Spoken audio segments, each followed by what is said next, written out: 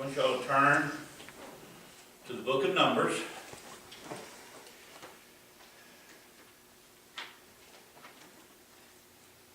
th chapter, 17th verse. Numbers, 24th chapter, 17th verse. We'll be going through the 20th. The title of this morning's message: His great day is coming.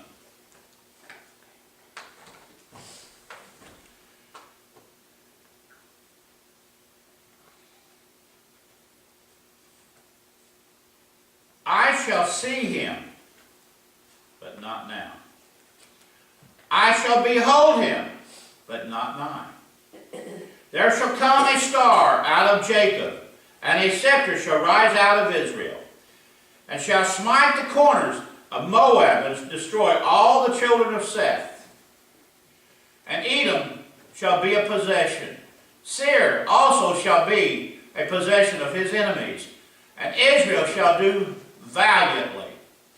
Out of Jacob shall come he that shall have dominion, and shall destroy him that remaineth in the city. And when he looked on Amalek, he took up his parable and said, Amalek was the first of the nations, but his latter end shall be that he perish forever. Lord, we thank you for your word. Open up what you'd have us to see. Show us your great majesty. Thank you for all you've done. In Jesus' name. I thought it was strange when I was reading these scriptures. Actually, this whole chapter. First off, the man that's saying, even though this is written by Moses, the man that was saying this wasn't even Jewish. He wasn't even Hebrew. He wasn't even an Israelite.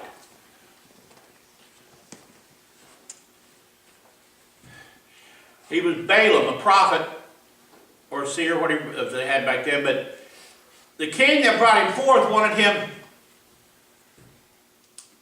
to denounce or cause a bad thing to happen to the Hebrew children that were wandering in the desert at that time. But God wouldn't let him. God gave him a dream. You think about this. This vision, it's actually a vision because he said it was a dream with his eyes open. That would be a vision, would it not? Isn't that a vision? A dream with your eyes open? Have you ever had a vision? Not with my eyes. No, I don't know. I have. I've been carried away. I've seen my horn. But see, God shows his people, those who seek the truth. You think, well, how can that happen if he wasn't what we call a child of God? Well, he was, but not born into it. Because you take today, there are those that leave the Muslim faith. You know why they are leaving the Muslim faith? There are times that they're seeking the truth. They're seeking an answer. They know there's more to it than what they're reading in their Quran. And they're on their face seeking truth. And Christ or an angel appears to them in a vision. They're being honest. Believe it or not, the Quran says more about Jesus than it does Muhammad. And even almost, if you look at it right, I found out from a man I used to know he was once Muslim, is now a Christian. He said, if they would analyze their own scriptures, it tells them that Jesus is the Son of God. He said, you got to go here, there, and yonder. He said, there's more about Jesus, pro and con, in the Quran than there is about Muhammad or Allah. So, these people have to memorize this. They start seeking the truth. You know, if you're seeking the truth, God will show you. Moses wasn't a follower of God, but what happened to him? He murdered a man and fled. And what did he see in the desert? And spoke to him. He wasn't a believer of God. But God manifested himself to him. Take your shoes off. You're walking on my holy ground. I know a preacher who's a singer, very famous, Gerald Crabb. If you ever hear his testimony, it'll bring tears to your eyes. He was a drunk. And does he not say God came down and spoke to him? I've been here preaching. Oh, I have. I love hearing that man preach. So, God don't just speak to his ones that are his chosen people already. He'll come to the sinner and say, look, if you don't straighten up, here's what's going to happen. Christ came to a world that didn't believe him. Didn't believe in him. But he came anyway. This scripture, you think, now this is way back in Numbers. This man who was, I think, he may not have been a man of God, but God showed him today. How many thousand years ago was that, even before Christ? Israel wasn't even a nation yet. They were just a bunch of nomads running around following smoke and fire. Didn't know where they was going. Didn't know what the land of milk and honey was. Grumbling and complaining. But you realize God, way back during Moses' time, knew that today was coming. He knew Israel was going to be facing all that they faced. He knew Israel was going to face what they're facing today. But he knew they was going to, God's people, no matter how hard the battle, when it comes to the end of the war, we know who wins. I don't know about you, but I know you have, because we've read the last of the book. And we win. God wins. His children win.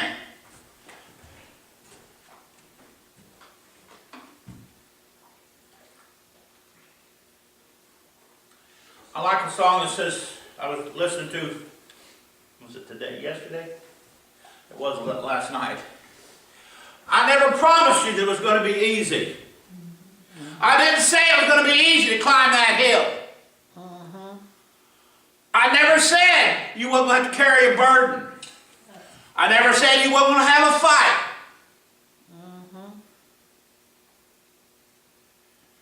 But I did say you'd have victory. Christ told us, I am the way, the truth, and the life. He never said walking down that road that he's going to show you was going to be all hunky-dory. He didn't say it was going to be glamorous. Matter of fact, if you think it's glamorous carrying a cross, go out there and cut you a tree down that weighs a couple of 100 pounds, put it on your shoulder and carry it a while. And that's without your back being beat. Because see, Christ didn't carry our cross for us. He didn't carry it to Golgotha. He fell beneath the load and somebody else had to help him carry it. Now he helped that man carry it. But see, if Christ had to carry the cross all the way to Calvary, we wouldn't have a yoke to put on. We wouldn't have a burden to carry. We wouldn't have, literally would not have a job to do. When he told Peter, and then they told us, we've been fishing all night long, there ain't nothing out there in that lake.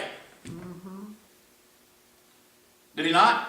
I know I'm paraphrasing. He says, you're an idiot, there ain't no fish out there, we've been trying and haven't caught a thing. He said, well, cast over the other, go out into the deep and try it just one more time, but this time cast it on the other side. You know, sometimes he wants you to go out in the same waters, do the same thing you've been doing, but go on the other side. Because his great day is coming. That's right. And I don't know about you, but I don't want the world to go to hell. I don't want the lost to stay that way. I don't want to go to heaven and just be me. That's right.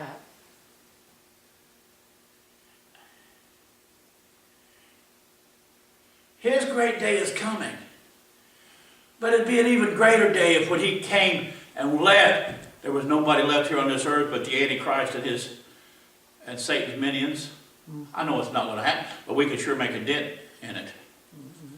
They'll never see Jesus unless we throw the net out. They'll never know the great day unless we tell them what's coming. They'll never know that there's a better way unless we show them. That's what the Bible, Numbers was here saying. There's a better day coming. His day is coming. You're going to be victorious. You're going to conquer all. Remember Christ's death, where does thy sting? The grave. The last enemy is death. And what did he conquer? He proved we had power over death, hell, and the grave, because he rose again on the third day. He proved it before he died. Lazarus had been dead, what was it, 4 days? 3 days. 3 days? There was another man who had been dead 4 days, a child. He couldn't even walk by a funeral he wasn't planning on going to without raising the dead. You know why? Because Christ is life. He proved he could raise the dead before he died. He proved he could raise the dead when he saved your soul, because you were dead unto him. The greatest joy, I'm going to tell you, when I met Drew that day at camp meeting. Because see, I was the one I plant the seed, but I never see the harvest. You know what a happy day it is to find out that you influenced a drug addict that was a half drunk, that was on his way to hell so fast he was in a rocket ship getting there, to find out he turned around and was going the other way. Just think, when you get to heaven, he hands you that crown, you see the stars. There's stars there you didn't even know existed, which represents one soul that you led to Christ. But you won't have those stars if you don't talk to somebody about Jesus. That doesn't mean just somebody goes to church. It could mean that a lot of people go to church and not saved. There are people think that just because mom and daddy got saved and took them to church, well, they're saved on the way. That ain't so. There's a greater day coming. We need to let the world know that he lives. He lives, and there's a greater day coming. God cared enough about the world that he told them way back in Moses' time, there's a better way coming. I shall see him, but not now.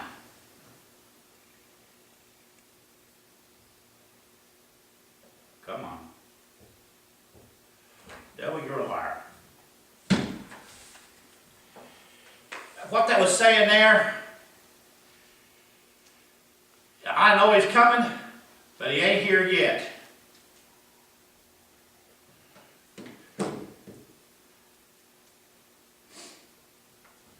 He was saying,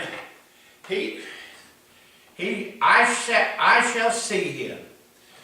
You think about that. He was saying, I shall see him, but not yet. In other words, he said, I can physically believe he's coming. I can see in my spirit self that he's coming, that he'll be here. But not yet. Let's see here.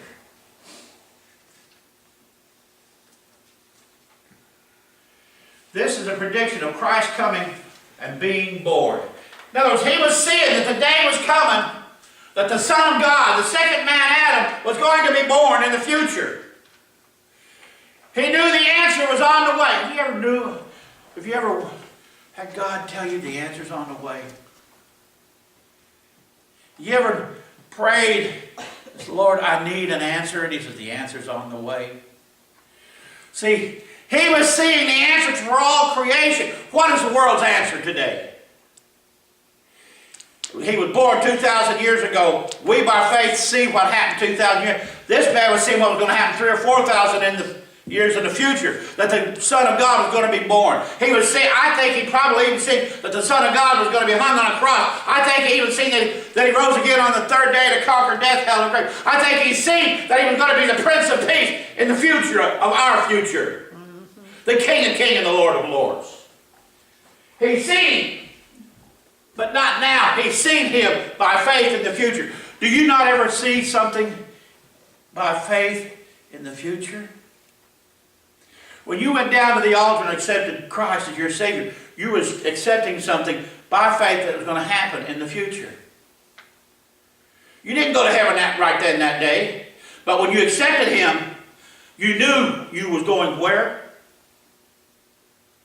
We have an assurance by what? By faith. We knew we was going where? By faith, because of Christ? To glory.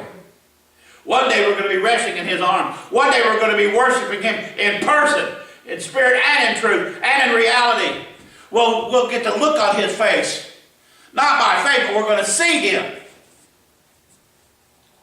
There's one scripture says, only those that are looking for him is going to see him. That's why I say there's going to be a lot of Christians, those Christians that don't believe in in the coming of the Lord in the clouds to catch his children away. It's not going to happen for them. Because you want to know why? They say they're not going to see him until he comes back to set up his kingdom in the new kingdom. They're not looking for him to take them home, so they're not going to see him. It's not going to happen for them. I tell people, they say, oh, I said, well, yeah, for you it's not going to happen. What do you mean for me? I said, I'm a Christian. I said, yeah, but you're not looking for him. You're looking for him to come back and set up his kingdom, but you're not looking for him to take you home. You're waiting till you die to go home. So I don't know about you, but if he comes on a cloud of glory tomorrow, I want to be the first one to meet him in the air. I said, the ones that's going to meet him first are going to be dead in Christ and go first. But those of us that are alive and remain and looking for his return are going to meet them in the air. It says so. That's right. But it's only those who are what? Looking. Expecting. Right. All the virgins were virgins. They loved their husbandmen. But only those who were prepared and had extra oil got to get married that night. That's right. Only those that are looking for his return are packed up, ready to go, and got their oil lamp burning and extra oil. That means just because you got the baptism today doesn't mean you're supposed to set it aside and not do that. That means every day you need to go back and get a refilling, a rebaptism of the Holy Spirit so you can have plenty of oil set aside for that day. That's right. Thank you, Lord. To be prepared to keep that light burning. That Holy Ghost fire. For that great day is coming. You must see it in your heart, your soul, and your spirit, and know that it's a reality. That's right. You know it's so bad that you can feel it, taste it, and see it.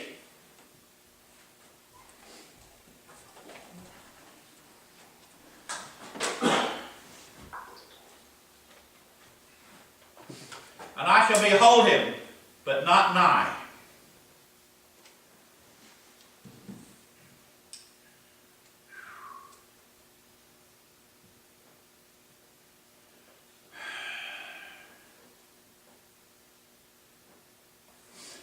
He's saying he will see him by revelation, but he won't be here in my lifetime, which we know it will be generations before Christ will be born.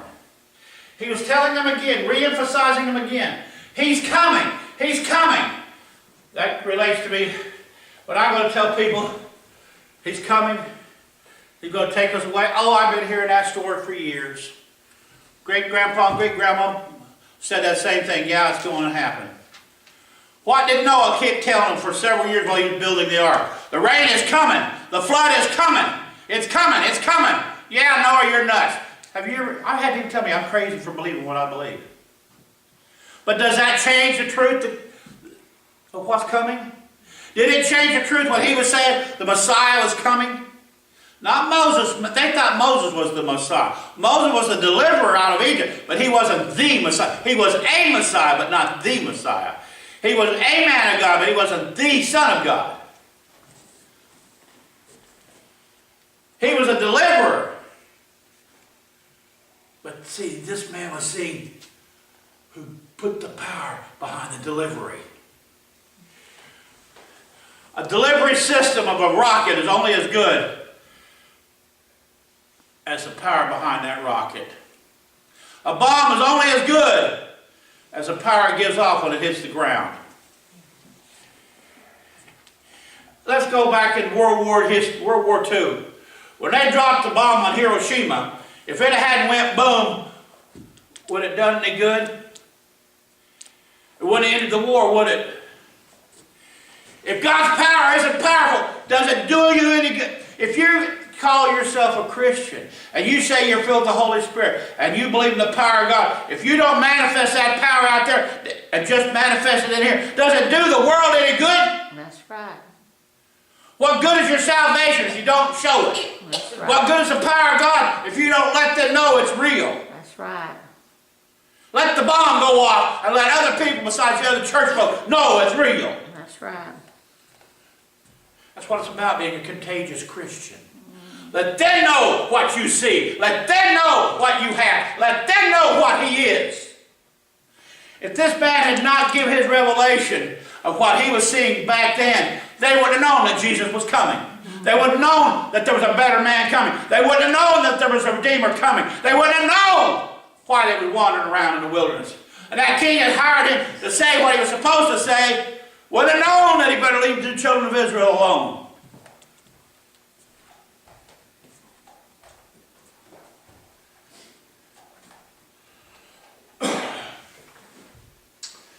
There shall come a star out of Jacob, and a scepter shall rise out of Israel.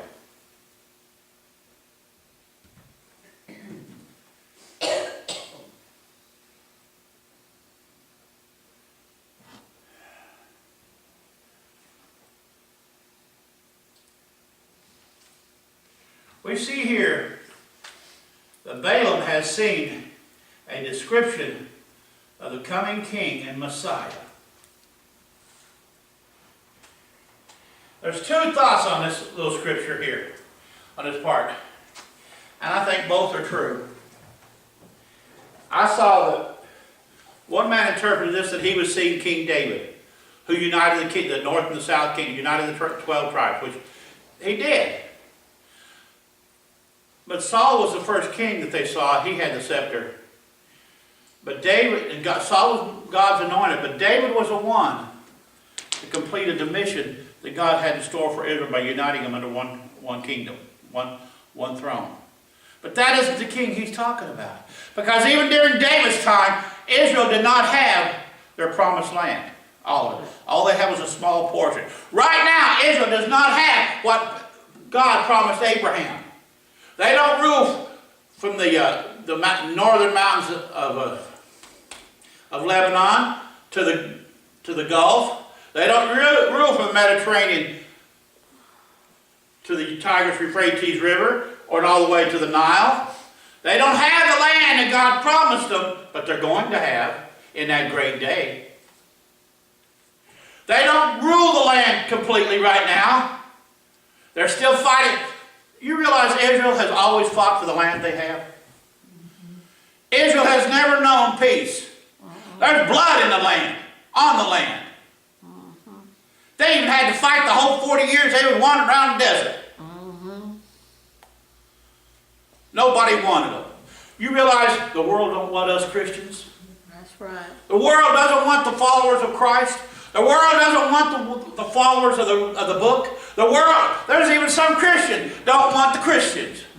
They say, oh, that Old Testament ain't for us. We're not supposed to follow. The Bible never one time says, Christ never one time said, the old law, the old ways do not exist anymore. He not one time said, no longer do you follow what God, my Father said in years past. Not one time. Matter of fact, one place he says, lovest thou me? Keep my commandments. What commandments was he talking about? He wasn't talking about his verbal words. He said, he was talking about, I am the way, I'm the truth, and the life.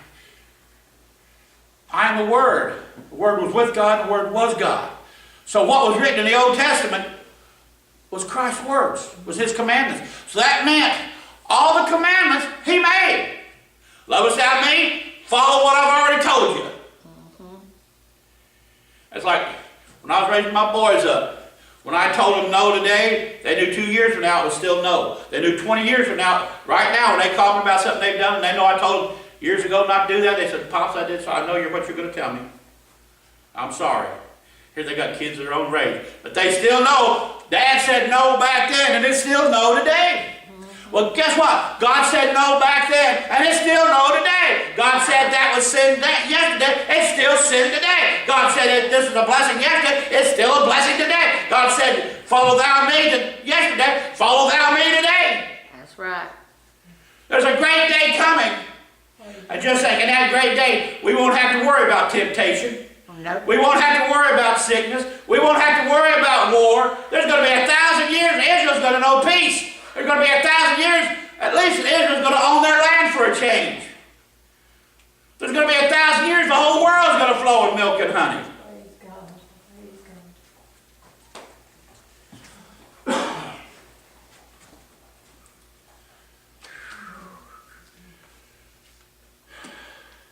And shall smite the corners of Moab.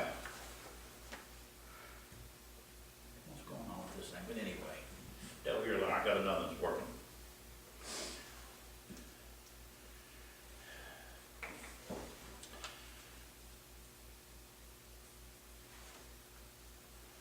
This is the land east of the Dead Sea, which is now ruled by a Muslim nation.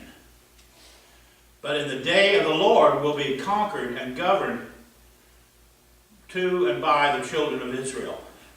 See, they were being told way back then what God, in essence, was telling them, Moab is your land, but you ain't going to get it today. That's like when we drove by this church a year before we started pastoring it. Jenny can tell you, we both felt like there was something special we were going to be here. But we didn't get it that day. A year later, we were pastoring. Well, even while I was trying out, God showed me, here's what you got now, but here's what you're going to have later. Just because God promises you something you're going to have, doesn't mean it happened right now. But it does tell you, you have a goal, you have a race, you have a destination, you have a point that you're to strive for. He was telling Israel, Moab is going to be yours one day, but not right now. One day you're going to rule this land, but not right now. One day we're going to have a full church, but not today. That might be the next, and we don't know when, but we know it's going to happen. I like what, this morning, one of the ministers I was listening to, he didn't know what he was preaching to me. He says, I used to worry about everybody liking me. I never did worry about that part.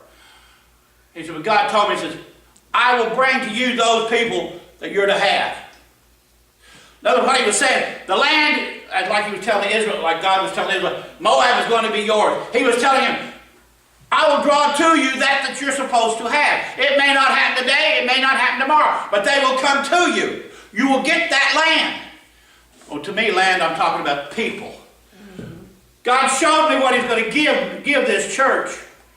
It may not be today, it may not be tomorrow, but it's going to happen. God don't say you're going to do, God don't tell you to do the easy, he tells you to do the hard. He don't give you the easy, he does the impossible. You don't think so? Well, what about, who ever heard of the Red Sea just divide itself up, and they get the whole nation of Israel, which was several thousand, walk across on dry land?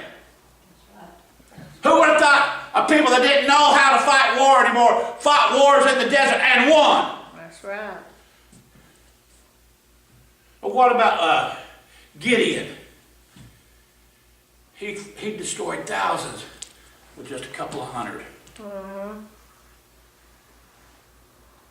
Did you know if the children of Israel hadn't grumbled, griped, and complained and accepted what the 10 of the 12 spies said about the land, when they would have been able to walk into Canaan and take it, and they wouldn't have to fight a battle, because he said he'd send with locusts and bees and wasps to destroy the people, to make them flee. You realize what a blessing that would have been? They would have lost not one person fighting for Israel, because all they had to do was walk in and possess it, because he would have drove their enemies out by the thousands and left everything behind.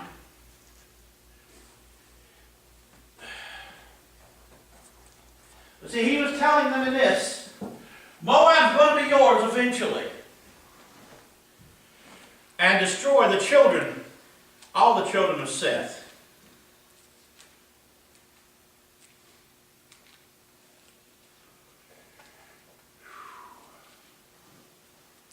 This is in reference to all the sinful children of the first Adam. Seth represents the world. Back in their time, Seth would have represented the Canaanites, the Moabites, all the otherites, even the Egyptians. In other words, it was them against the world. What is it today for us Christians? It's us against the world. Because see, we are, by adoption, the children of God. We are drafted in to be descendants of Abraham. The examples of that was Ruth, a Hebrew, but yet she got their inheritance because she was adopted in. She accepted their God. We serve a Jewish God. When we accept Christ, we accepted the God of Abraham, Isaac, Jacob.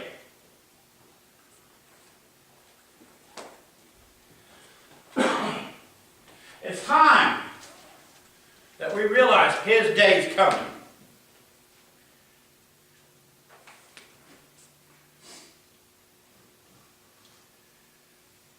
And Edom shall be a possession. Seir also shall be a possession for his enemies, and Israel shall do valiantly.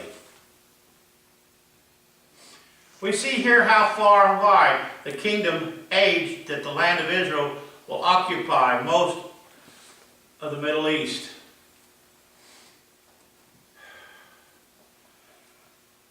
Edom was sort of south between the kingdom of Israel of the Old Testament and towards, sort of southeast, towards the Arabian Sea. And then, let's see here, let me think of all this now. Seir was more towards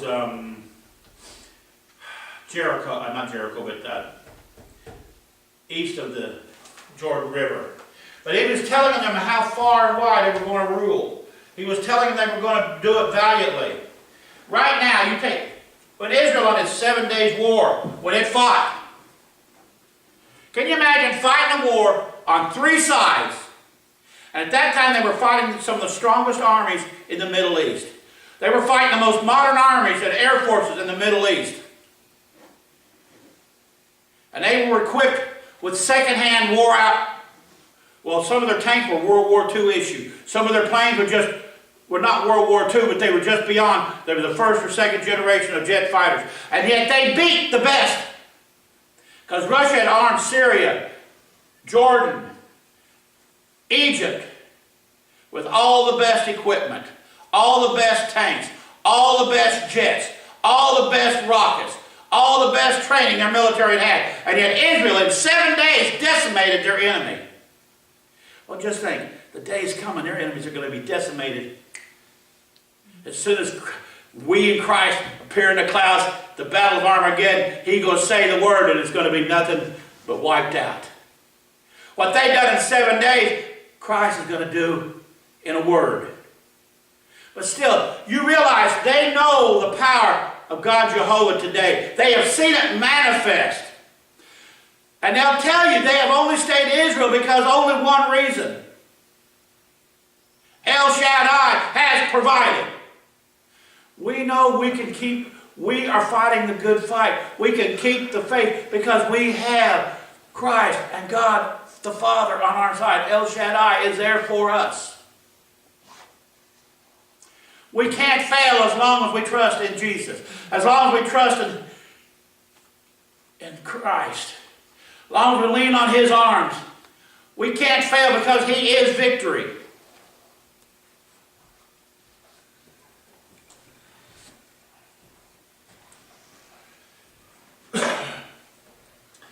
Out of Jacob shall come he that shall have dominion. We can see here that Christ will have complete control, which we know because Satan will be in a pit for 1,000 years. And all non-believers that were with the Antichrist will have been destroyed. See, in that day, in that great day, when Christ's day comes, when the Father says, Son, go down there and clean my planet up. Clean my creation up. Make earth back into the Eden it was supposed to be. Get rid of sin. When He comes down, there ain't going to be no, well, that's the way I was born. Or, that ain't the way I see it. All the excuses are going to be over. All the what-ifs are going to be shown. All the, well, it's just a fancy fairy tale is going to be proven wrong. Because when he comes back, all non-believers that are fighting against his children of Israel, and actually in Israel, and also the Christians that they've been trying to find and destroy and chop their heads off, all those believers, non-believers that have been going against God are going to get their payday. He's going to wipe the tears out of the mourners, out of the eyes of his children.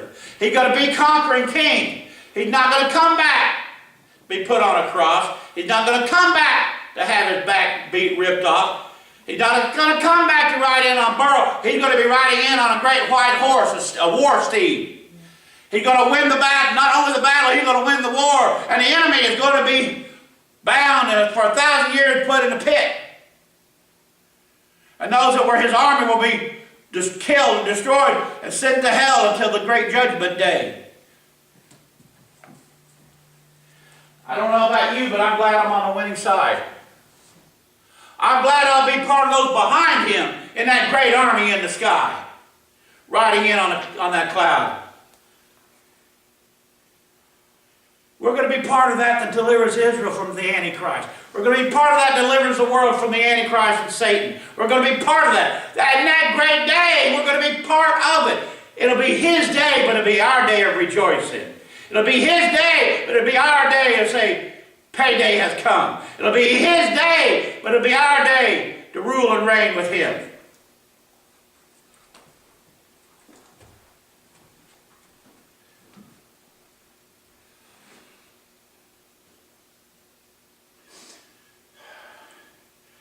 And shall destroy him that remaineth of the city.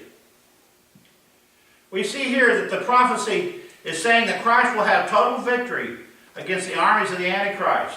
And in the battle of Armageddon, even the Antichrist will be destroyed. You know, I've wondered, because Revelations doesn't really tell you where the Antichrist is at during the battle of Armageddon. It doesn't really. It says the armies are out in the valley of Jehoshaphat fighting. This book here, this prophecy here, way back in Numbers, the Antichrist is going to be hiding inside the city. I think he's going to be in the temple.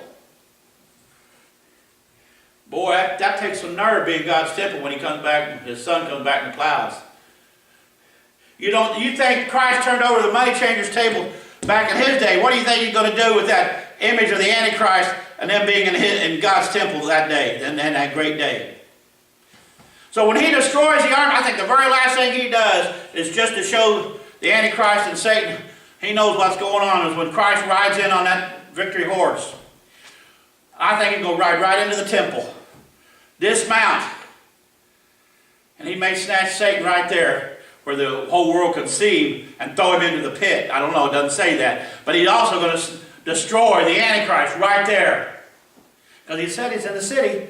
Takes that, he that's in the city.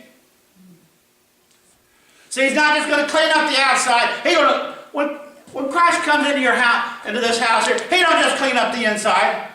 He cleans up the outside. He don't just make you feel good on the outside. He makes you feel good on the inside. He don't just take the burden off your spiritual shoulders. He takes the burden off your whole life. He gives you a way, a better way.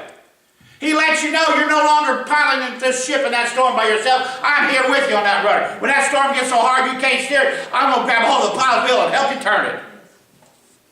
When you can't find the way, he says, just look for my light. I'll shine it and you can follow my light and get into the harbor of safety. So on that great day, on his great day, he ain't going to forget about cleaning out the inside of Israel, Jerusalem. He's going to clean out his capital city too. He's going to clean house. There ain't going to be no place left on this earth that Satan or any of his people going to have a hiding place, because he's going to destroy all the evil. He's going to wipe it clean and start over. Can you imagine 1,000 years with no sickness? 1,000 years with no death? 1,000 years that you don't need no armies? 1,000 years you don't need rockets? 1,000 years you don't need planes? 1,000 years you don't need to worry about death and destruction?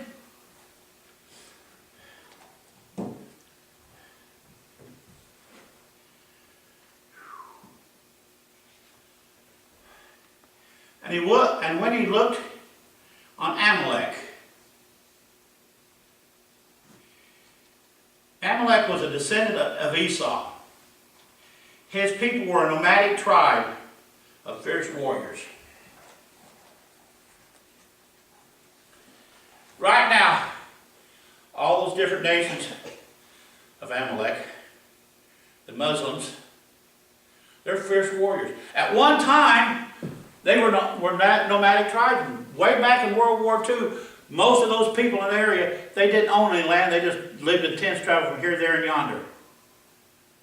If you look at most of the Muslim nations, their background is not in the big cities. They were a fierce people, but they were nomadic warriors. Well, they're going to be done away with. All these people that fought against all these nations that are fighting against Israel today, their day's, the great day coming, they're going to get theirs. There's one passage that says, I think it's right before here, or maybe be after. Those who bless you, I will bless. And those that curse you, I will curse. So that's a promise God keeps. You ever notice, if you have a sinner in a church that takes and gives freely to the Lord, not because he had it, because he wants to, his business will start growing. His health will get better. Because when you bless God's people, God blesses you. But when you curse God's people, God curses you. That goes for the tribe of children of Israel. Because we are the children of Israel. We were grafted in. We are children of promise. We're children of faith. We're children and sons and daughters of Abraham through adoption. So we have that promise too.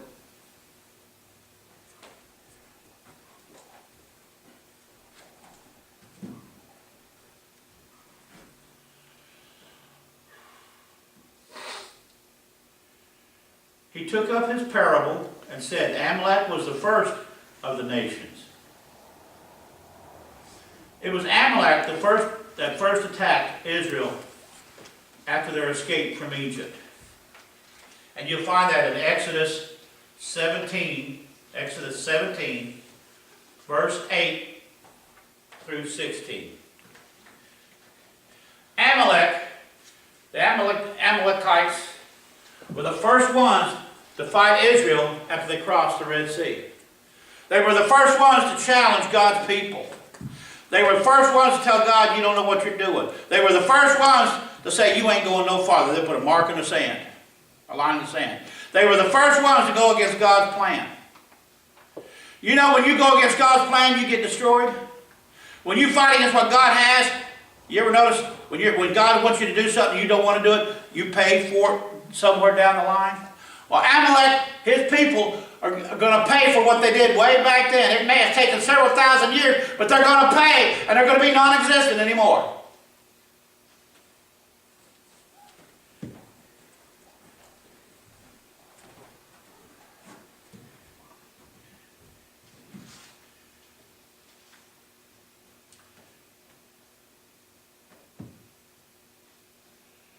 He took up his parable and said, okay, no, but his latter end shall be that he perisheth forever.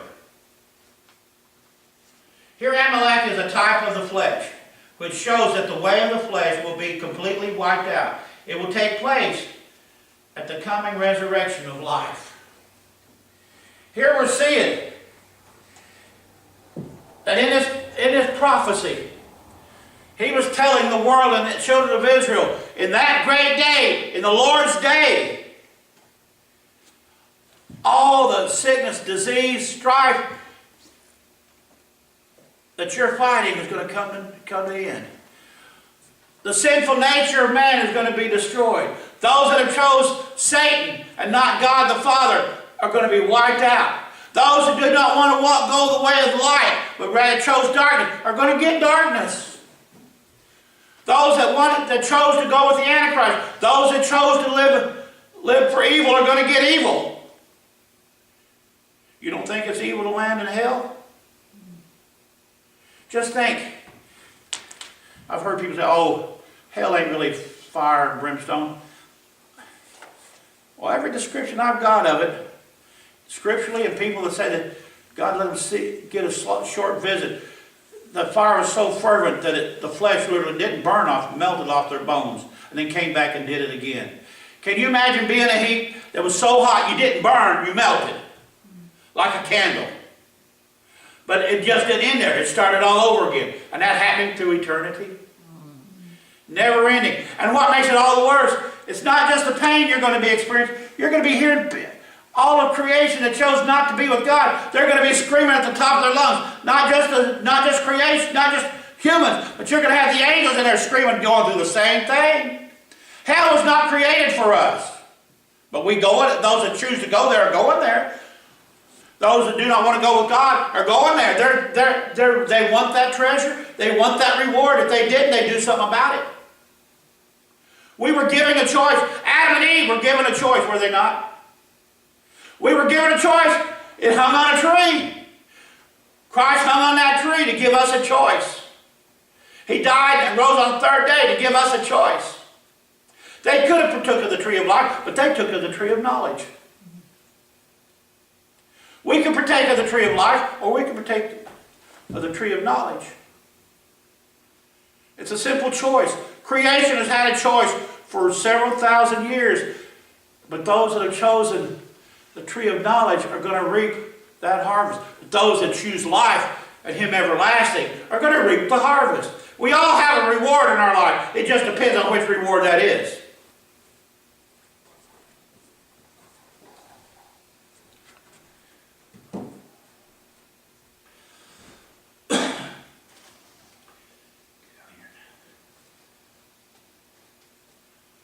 Now in closing, 1. Christ was born to save the world from sin. Christ's very reason, the whole thing the Scripture has been pointing to, was Christ and Him being born. He was born to save this world from the sin that Adam and Satan put us into. He was born to deliver us from the devil's hell. He was born to give us a way out where there seemed to be no way.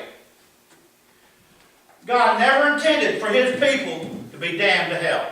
He doesn't want nobody to go to hell. People choose to go there on their own. 2. Christ will come to be a conquering king. Right now, Christ is just the Prince of Peace. Right now, He's just heir to the throne. Right now, He's just a prince.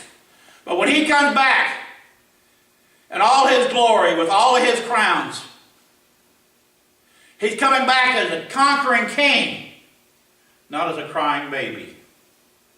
He's coming back to take possession, not to go in the grave. He's coming back to put earth back on the right path, not to have His back whipped off. We serve a Prince of Peace who will be and is a conquering king. The day is coming, He will take His throne. He will have His kingdom. He's building His kingdom today, person by person, step by step. But He's coming back to take possession of His kingdom. He's coming back to sit on the throne of David. He's coming back to show His people that He is the King of kings and Lord of lords.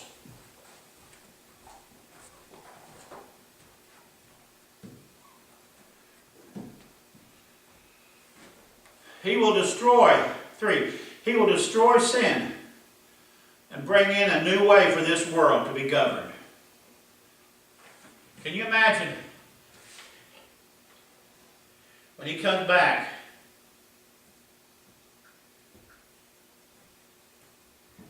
He's going to do away with all unrighteousness. He's going to make this earth like it was intended to be. He's going to let His children who have chosen to live for Him rule and reign with Him. Can you imagine Him in the New Jerusalem and all of us running around on this world and wherever else He may let us go as king, priests, rulers, by the power invested. You know, you hear the preacher say, by the power invested in me, I now pronounce you man and wife. Well, see, we're going to have, by the power invested in us by the King, we're going to rule and reign with Him as king, priest, like under the order of Melchizedek.